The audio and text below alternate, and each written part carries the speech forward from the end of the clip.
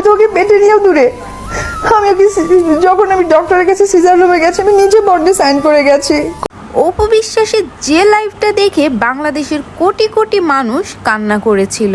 জানেন কি ভিউয়ার্স, কি হয়েছিল সেই দিন অপু বিশ্বাসের সাথে? ঘটনার বিস্তারিত জানতে হলে পুরো ভিডিওটি না টেনে সম্পূর্ণ দেখতে থাকুন। কোনো রুগী আজ পর্যন্ত নাই। আমাকে বের হওয়ার পর আবার ডক্টর বলতেছে 35 ইয়ার্সের অভিজ্ঞতাতে this is the first time কোনো রুগী নিজে বডি সাইন করে সিজার। 2017 সালে অপু বিশ্বাস তার সন্তান আব্রাহাম খান জয়কে নিয়ে প্রথমবারের মতো লাইভে আসেন।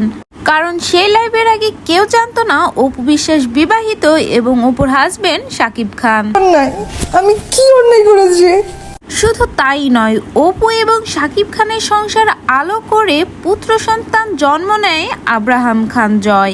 8টি বছর সংসার করেছিল অপু এবং শাকিব খান, তাও আবার গোপন।